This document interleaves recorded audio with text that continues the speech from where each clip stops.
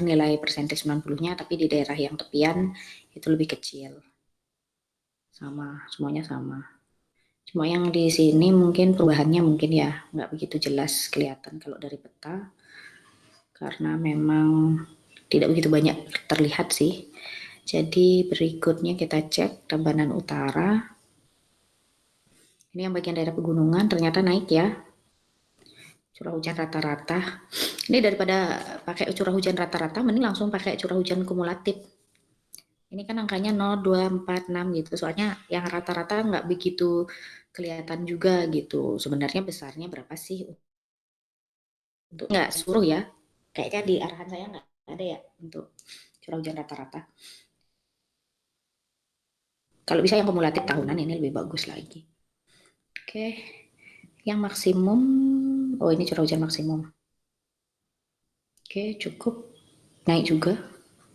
Kemudian kejadian hujan di atas P90 lumayan naik ya, 2,229 per tahun.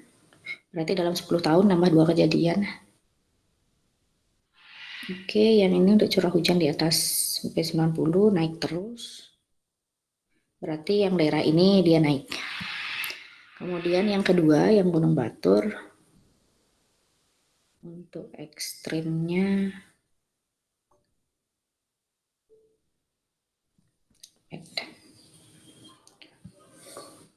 oke, untuk ekstrimnya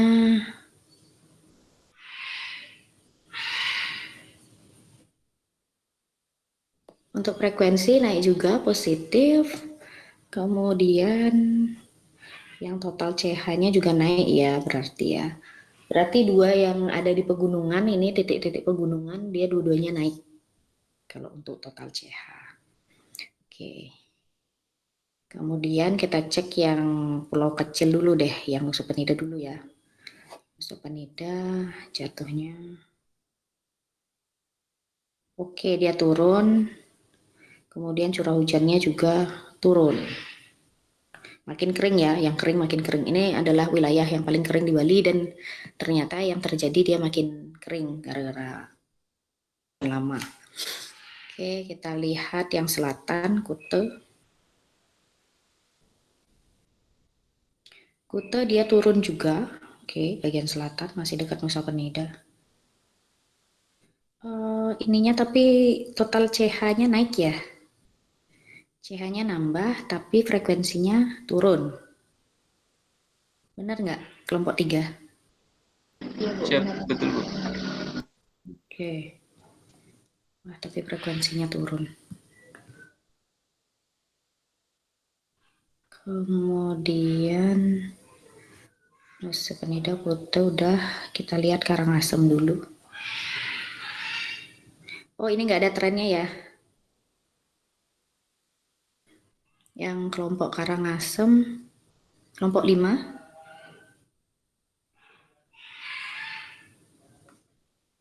Kelompok 5 ada perwakilannya?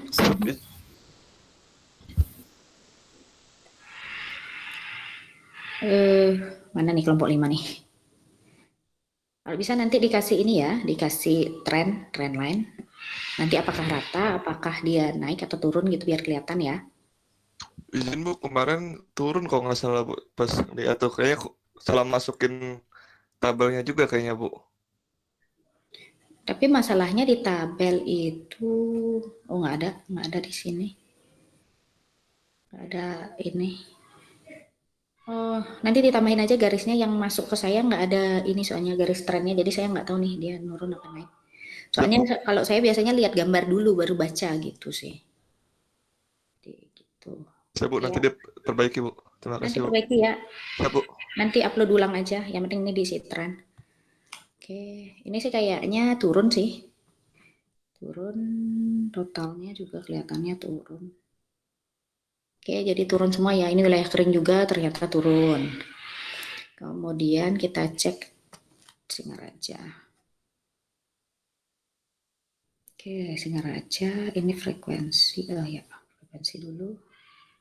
Oh, naik. Frekuensi curah hujannya naik ya? Oh, ini naik. Dia beda ya sama di selatan ya. Daerah selatan yang kering makin kering. Ini yang wilayah utara, dia sebenarnya kering loh Kabupaten Singaraja nih. Kamu ngambil titiknya di sebelah mana? Ada perwakilan kelompok 6? Izin Bu, untuk titiknya itu pakai minus 8,2 sama untuk ini ya lintang utaranya, kemudian untuk bujur timurnya itu 1,15,25. Itu yang pas di utara banget ya? Ya Bu, itu yang paling terdekat ke titik yang paling utaranya Bu. Oke. Berarti memang di bagian utara dia naik ya kayaknya. Untuk curah hujan ekstrimnya. Wah, bahaya ini sih sebenarnya. Karena Singaraja ini kotanya sempit ya. Dan juga kalau kayak gini kan sering terjadi hujan ekstrim nanti. Oke deh. Oke, jadi di sini saya lihat sih rata-rata udah ini ya, udah cocok. Tapi ternyata begitu yang kelompok 1 menambahkan ini nilai rata-rata sama maksimum, ini saya rasa jauh lebih bagus ya hasil tulisannya jadinya. Karena ada rata-ratanya, kemudian ada ekstrimnya seperti apa, jadinya lengkap gitu. Oke. Tapi itu nggak di arahan saya sih, tapi cukup bagus jadinya. Nanti ini aja deh yang untuk presentasi atau nanti bisa direvisi lagi ya. Mungkin kelompok yang ini yang kelompok 1 ya jangan pakai rata-rata. Pakainya kumulatif aja. Oke, kalau rata-rata ini kan tinggal dikali 365 ini paling. Nanti dapat kumulatif kan. Gitu. Kalau kita kali 365 kali 300 lah bilang. Kali 0,05 kali 100 1,5. Ya lumayan sih naiknya. Sekitar 4,5 mm per tahun. Yang ini dengan nilai curah hujan maksimumnya ya. Per tahun ya ini ya, kelompok 1.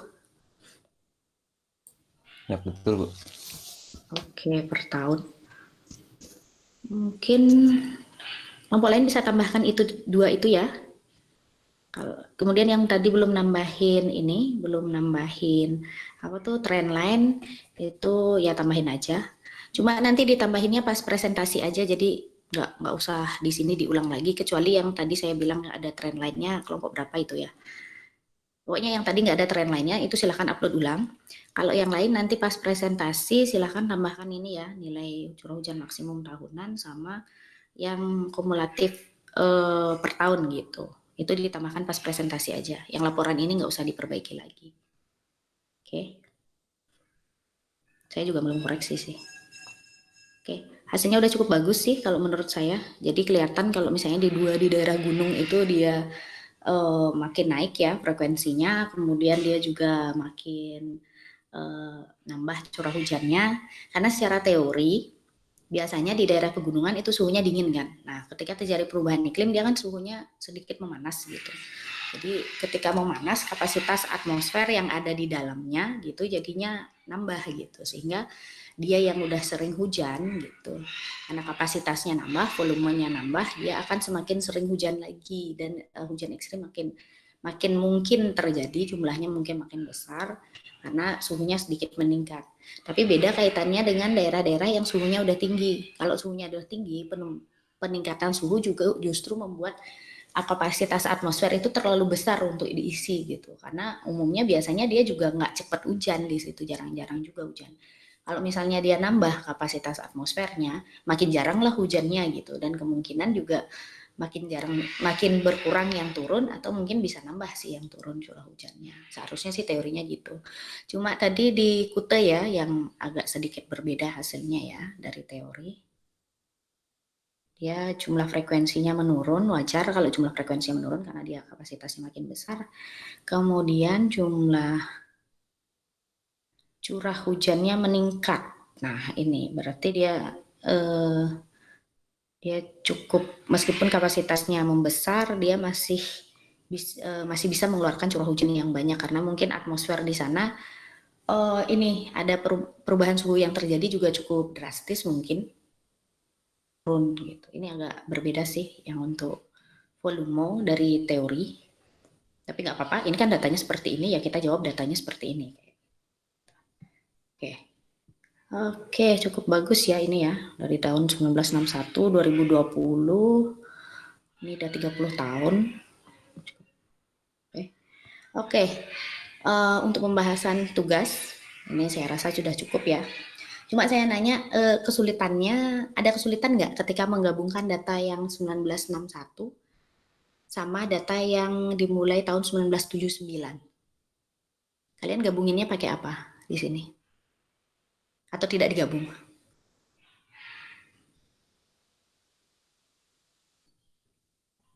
Oke, bentar dulu. Kelompok satu dulu deh. Ada perwakilan? Mohon izin Bu, jadi sebenarnya itu pakai data yang lama Bu. Jadi yang lama yang Oh, sebelumnya kan itu ada kita bagi satu kelas itu kita bagi bagian yang download data, terus gabungin data, terus dan segala macamnya gitu Bu. Jadi kita tetap pakai yang data lama Bu. oke, pakai Nah, data setelah lama. itu kalau untuk yang di tugas ini kan harus dipisah ya Bu, apa namanya periodenya. Jadi saya pakai select select date, end date dan start date di CDO Bu. Oke, yang gabungin yang sebelumnya pakai CDO juga bukan kalian ya? Izin Bu, pakai CDO Bu, pas Oh, gabunginnya. ya udah. Ya, saya ngecek doang sih. Soalnya di situ yang kemarin kelas saya di analisis perubahan iklim, saya minta gabungin data ini error terus. Ini yang error siapa? Perasaan kemarin jadi di kelas yang analisis prediksi gitu. Tapi ya udah. Berarti pakai CDO ya, berarti gabunginnya. Ada masalah nggak selama pengerjaan yang kelompok satu? Mohon izin Bu, mungkin untuk di penomoran ZOM sih Bu, karena kita dapat apa peta ZOM-nya itu penomorannya itu khusus yang untuk Bali sih Bu, jadi nggak sampai 200-an, cuma 1 sampai Oh, enggak. 15 aja Bu. Ya emang dikit, nggak seluruh Indonesia sih. Iya Bu. Memang penomoran zoomnya cuma dikit sih. Itu udah termasuk banyak untuk pulau sekecil itu sih kalau menurut saya. Nanti Iya bisa Bu. disederhanakan lagi. Oke. Ada lagi kesulitannya? Untuk sejauh itu tidak ada sih Bu, cuma itu aja. Oke. Lancar-lancar aja ya. Oke, kelompok 2 gimana? Ada kesulitan? Izin Bu, nggak ada sih Bu selama pengerjaan. Paling ya cuma itu Bu tadi yang penomoran Zoom juga Bu. Jadi dia tuh cuma satu nomor gitu Bu, 1 sampai berapa? 18 kalau nggak salah. Ya. Emang cuma cuma nomor doang sih. Nggak ada Iya Bu. permasalahan apa-apa lagi. Jadi benar-benar kalau memang kita pengen tahu dia itu zoom ini karakteristiknya gimana, zoom itu karakteristiknya gimana, ya kita harus baca sendiri, nyari sendiri gitu. Oke. Oke, kelompok 2 udah ya, nggak ada kesulitan lain ya. Kelompok 3? Mohon izin Bu, mungkin seperti kelompok lain ya Bu. Selain itu tidak ada kesulitan ya Bu. Alhamdulillah. Oke, berarti ekstrak data semuanya ini ya selesai ya Siap. berarti. Kelompok 4 gimana kelompok 4? Izin Bu, sama seperti kelompok lain, tidak ada kesulitan yang khusus Bu. Cuma nanti mungkin dari filenya perlu ditambah beberapa tadi inspirasi dari teman-teman. Nah, oke. Kelompok 5? Izin Bu, mungkin sebenarnya bukan kesulitan, kayak kebingungan gitu ya Bu, soalnya titik di ujung tuh ada bisa 2 grid yang dipakai antara yang di daratan apa di lautan, jadi bingung di situ aja sih Bu, pakai yang mana. Oh iya iya iya ya, saya paham sih karena dia ini kan intersect kan. Tapi Iya Bu. ya jadinya ngambil yang laut apa yang darat jadinya? Laut sih Bu, soalnya cuman beda berapa 0,0 derajat gitu Bu, Iya. kalau dibanding-bandingin. Oh ya dibandingin dengan yang darat ya. Iya Bu. Sebenarnya mending yang ini sih yang laut sih. Karena nggak terlalu beda gitu loh iklimnya yang antara yang pantai sama yang laut sih. Oke, dan dia juga ngerata-rata grade kan, jadi paling dekat yang itu sih. Oke, bagus juga. Oke, terima kasih. Kemudian kelompok berapa tadi? Kelompok 5 ya. Sekarang kelompok terakhir, kelompok 6.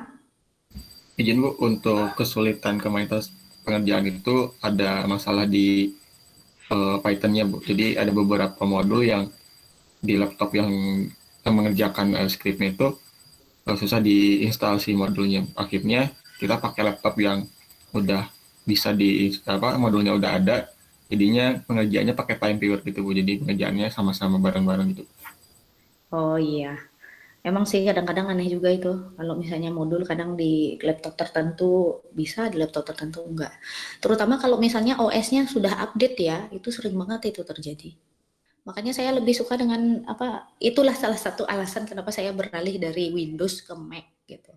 Karena kalau pakai Windows saya selama di Jerman itu banyak kesengsaraan yang saya alami dan saya lebih senang pakai Linux waktu itu, jadi pakai komputer kantor. Karena dia nggak terlalu banyak perubahan, jadi kalau modul dan segala macamnya nggak terlalu susah gitu untuk diinstal. Tuh. Tapi Izin Bu, emang izin terjadi. bertanya Bu. Iya. Itu kan kalau misalkan kita install ulang aplikasi Python-nya itu otomatis kan si modulnya tuh kayak hilang gitu Bu. Itu gimana ya Bu cara ngatasinya? Soalnya pas install ulang Python gitu ketika kita ganti laptop dan mau coba run si script yang sebelumnya kita kerjakan di laptop yang lain gitu jadi nggak bisa Bu. Iya, karena dia kan ini benar-benar ini ya, apa tergantung sama modulnya kan ya. Itu nggak ada solusi sih, memang kamu install dan modulnya diinstal juga ulang.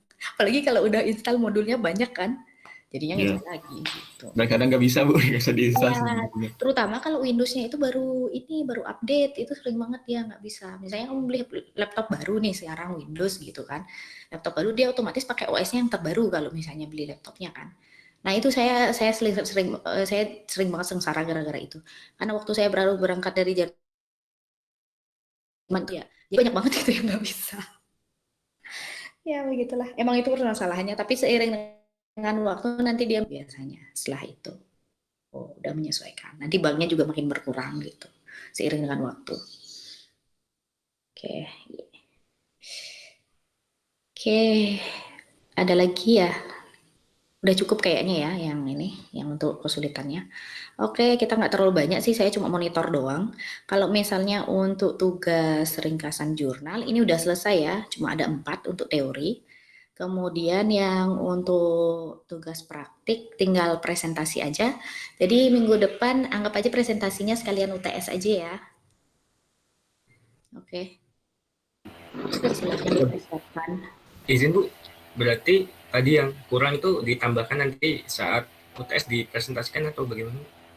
Iya, saat dipresentasinya aja. Jadi kalian nggak perlu ngetik lagi paragrafnya, tinggal gambarnya doang. Karena saya pengen lihat gambarnya aja sih. Dia naik apa turun kayak gitu tuh. Siap Bu, terima kasih Bu. Ya, nanti tahunnya sekali lagi ya kumulatif ya, jangan yang rata-rata. Soalnya rata-rata angkanya terlalu kecil, jadi pas kasih tren itu saya juga nggak susah memaknainya karena biasanya kan curah hujan tuh biasanya saya di otak saya udah kumulatif gitu. Jadi selama per tahun dia perubahannya kumulatifnya seperti apa kayak gitu.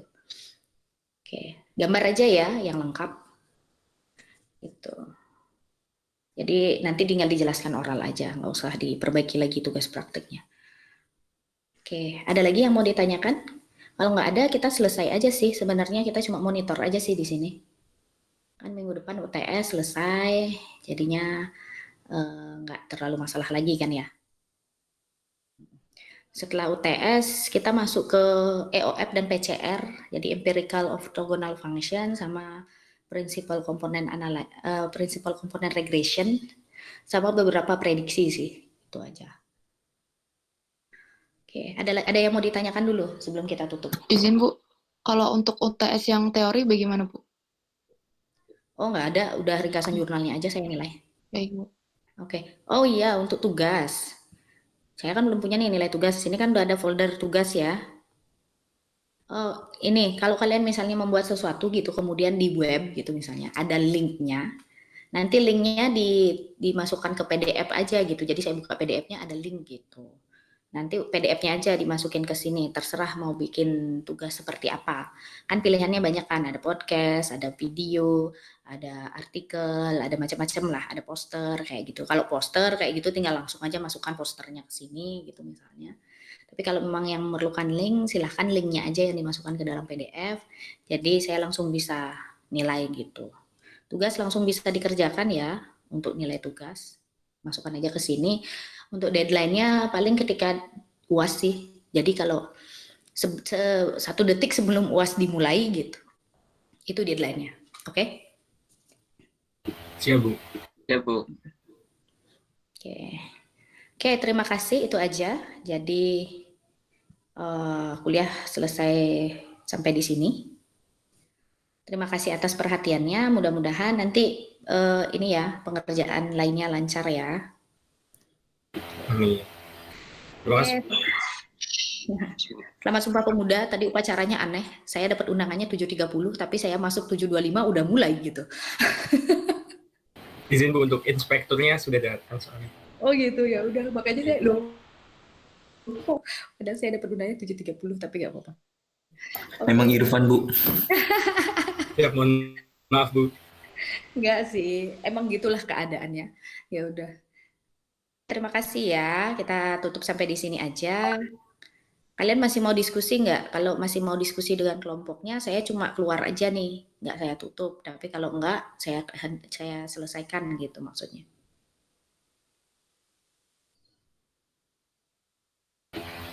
Izin Bu, mungkin sudah Bu dari teman-teman. Oke, jadi saya langsung ini ya, selesaikan aja meetingnya ya. Jadi kita end. Oke, terima kasih atas perhatiannya. Selamat pagi. Selamat pagi, Bu. Terima kasih, Bu. Terima kasih Bu. Terima kasih Bu.